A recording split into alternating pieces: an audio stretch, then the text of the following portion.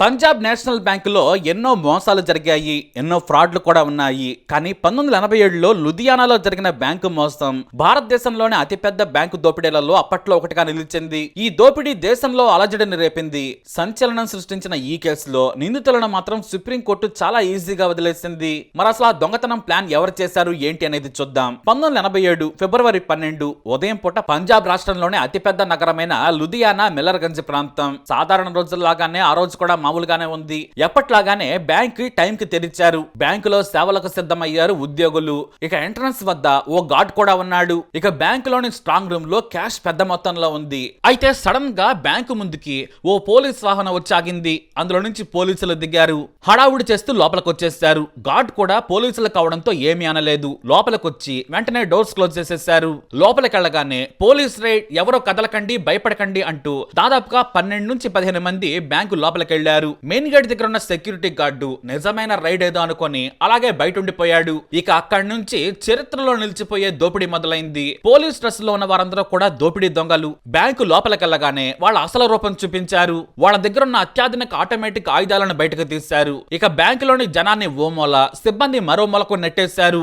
ఎవరికి ఏమీ గాయాలు చేయలేదు. కానీ భయం మాత్రం కలిగించేలా ప్రవర్తిస్తూ ఉన్నారు. ప్రతి అడుగు పక్కా ప్లాన్ తో క్షణం కూడా వృధా చేయకుండా సాగుతూ ఉన్నారు. ఇక ముఠాలో కొంతమంది బ్యాంక్ మేనేజర్ రూమ్ లోకి వెళ్లిపోయారు. గన్ గురిపెట్టి స్ట్రాంగ్ రూమ్ కి తీసుకెళ్లమన్నారు. ఇక మేనేజర్ భయంతో స్ట్రాంగ్ రూమ్ ని తెరిచాడు. అక్కడ కళ్ళు చెదిరిపోయే డబ్బుంది. అంత డబ్బు చూసిన దొంగల ముఠాకు పెద్దగా ఆశ్చర్యమేమి అనిపించలేదు. ఎందుకంటే దాన్ని ఎలా తీసుకెళ్లాలా అన్న ఆలోచనలోనే ఉన్నారు. ఇక వేసుకున్న ప్లాన్ ప్రకారం వారి వెంట తెచ్చుకున్న బ్యాగుల్లో కరెన్సీ బండిలు నింపటం మొదలు పెట్టారు. ఇక ఈ తతంగాన్ని మొత్తం బ్యాంకులో ఉన్న వారంతా చూస్తూ ఉన్నారే తప్ప ఎవ్వరూ ఎదిరించే సాహసం చేయలేదు. కొద్ది నిమిషాల్లోనే ఎవరూ ఊహించిన విధంగా దాదాపుగా 5,70,00,000 రూపాయలు సర్దేశారు. బ్యాంకు సిబ్బంది కళ్ల ముందే ఆ డబ్బుని మూటల్లో కట్టేసి బ్యాంకు బయట ఉంచిన ట్రక్కులోకి ఎక్కించేశారు. చాలా ఈజీగా అక్కడి నుంచి పారిపోయారు.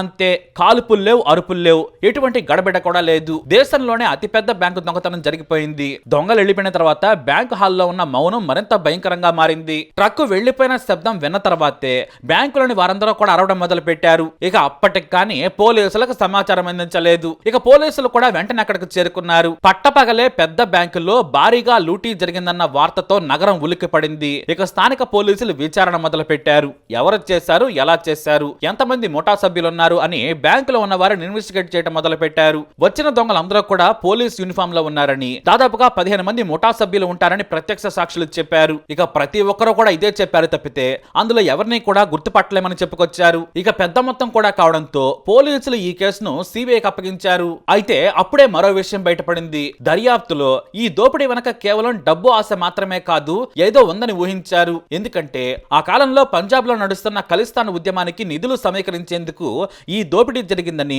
సిబిఐకి ఇన్ఫర్మేషన్ అందింది. దీంతో ఈ విచారణలో పలువురు సిక్కు తీవ్రవాదులతో సంబంధం ఉన్న వ్యక్తులను అరెస్టు చేశారు. సిక్కు స్టూడెంట్స్ ఫెడరేషన్ మాజీ అధ్యక్షుడు దల్జిత్ సింగ్ బిట్టు, అలాగే అతని సహచరుడు గుర్సన్ సింగ్ గామాను అరెస్టు చేశారు. వీరిచ్చిన సమాచారంతో హర్జిందర్ సింగ్ జిందాను అదుపులోకి తీసుకున్నారు. అలా దాదాపుగా మొత్తం 10 మంది నిందితులను సిబిఐ అరెస్టు చేసింది. వారిపై టాడా అంటే ఉగ్రవాద నిరోధక చట్టం కింద కేసులు నమోదు చేశారు. ఈ దోపిడీ దేశ భద్రతకు ముప్పు అన్నదే ప్రాసిక్యూషన్ వాదన.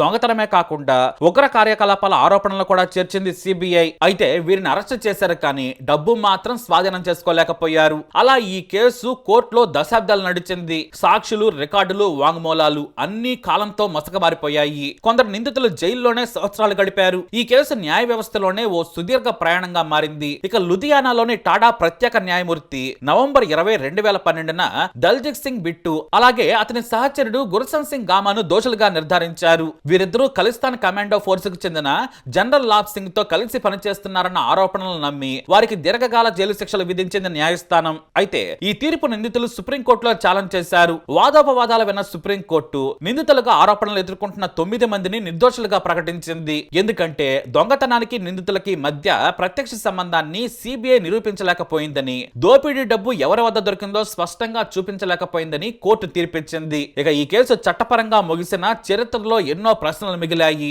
నిజంగా ఆ డబ్బు ఎక్కడికి వెళ్ళింది, అసలు మాస్టర్ మైండ్ ఎవరు అనేది మాత్రం ఎప్పటికీ కూడా $1 మిలియన్ క్వశ్చన్. ఇప్పటికీ ఆ రోజు పంజాబ్ నేషనల్ బ్యాంక్ నుంచి మాయమైన కోట్లాది రూపాయలు ఎక్కడికి వెళ్లాయో ఎవరో స్పష్టంగా చెప్పలేకపోయారు. ఎందుకంటే ఎవరిని కూడా సరిగా పట్టుకోలేకపోయారు. దోపిడీని పథకం వేసిన అసలు మేధావి ఎవరో చరిత్ర చెప్పలేదు. శిక్షలు అనుభవించిన వాళ్ళు ఉన్నారు, నిర్దోషులుగా విడుదలైన వాళ్ళు ఉన్నారు. కానీ డబ్బు మాత్రం నిశ్శబ్దంగా అంధకారంలో కలిసిపోయింది. కాలం గడిచే కొద్దీ సాక్ష్యాలు మసకబారుతాయి, జ్ఞాపకాలుగా మిగిలిపోతాయి. కానీ ఒక సమాజాన్ని వణికించిన సంఘటన చరిత్ర చెవుల్లో ఇంకా మారుమోగుతూనే ఉంటుందని ఈ దొంగతనం చెప్పకనే చెప్పింది. ఈ దొంగతనంతోనే బ్యాంకులలో సమూల మార్పులు జరిగాయి. సెక్యూరిటీని ఎక్కువ చేసేశారు, బలమైన వాల్ట్లు, మెరుగైన అలారంలు ఏర్పాటు చేశారు, ట్రైన్డ్ గార్డ్స్ బ్యాంకుల్లో ఉండేలా చుట్టం మొదలు పెట్టారు. అంతేకాని అసలు దోషులను మాత్రం పట్టుకోలేకపోయారు, ఆ డబ్బుని స్వాధీనం చేసుకోలేకపోయారు. మరి ఈ స్టోరీపై మీ అభిప్రాయాన్ని కమెంట్ ద్వారా తెలియజేయండి. వీడియో అప్డేట్స్ కోసం మై ఛానల్ ఫాలో అవ్వండి, తప్పకుండా సబ్స్క్రైబ్ చేసుకోండి.